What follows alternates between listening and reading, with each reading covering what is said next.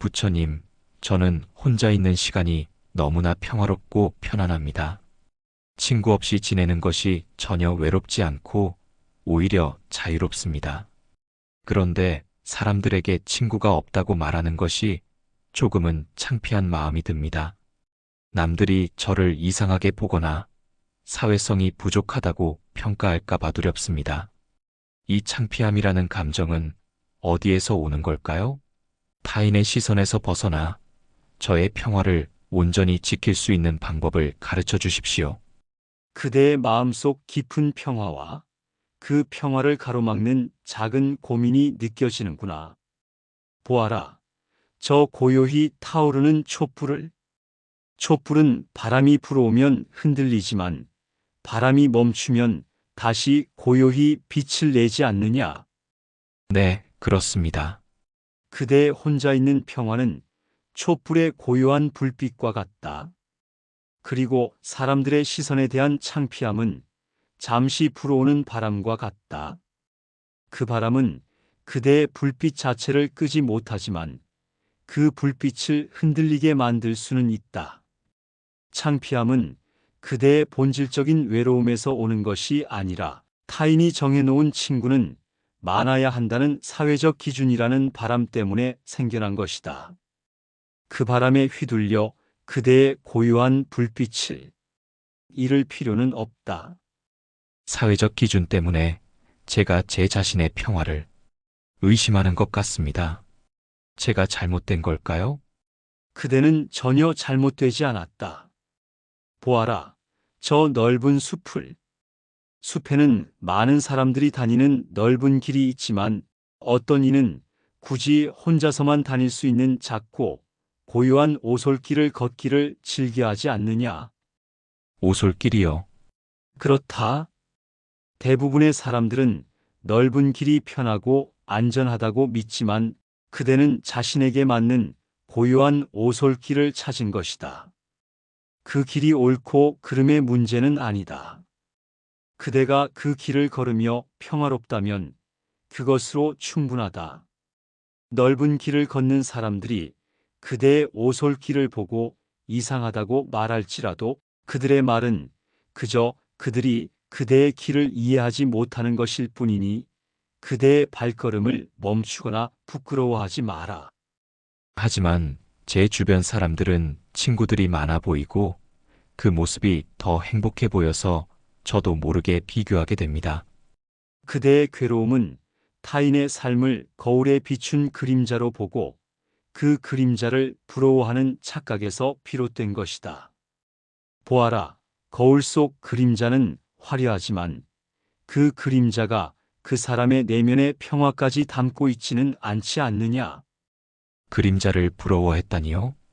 그렇다. 그대가 보는 타인의 많은 친구는 그저 겉으로 드러난 모습이라는 그림자일 뿐이다. 그들 중에서도 홀로 고독함을 느끼거나 관계 속에서 오히려 불필요한 고통을 겪는 이들이 많을 수 있다. 그대의 평화로운 고독은 그들의 시끄러운 관계보다 훨씬 더 가치 있을 수 있다. 타인의 그림자를 보고 자신의 빛을 의심하지 마라.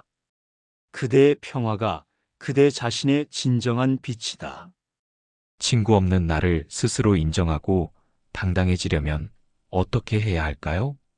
자기애라는 굳건한 바위를 마음속에 세워야 한다. 보아라, 저 거센 파도에도 흔들리지 않는 바위를. 바위는 파도를 막으려 애쓰지 않고 그저 자신의 존재를 굳건히 지키지 않느냐? 굳건한 바위처럼요. 타인의 시선과 사회적 기준이라는 파도가 밀려올 때 그대는 흔들리지 않는 바위가 되어야 한다.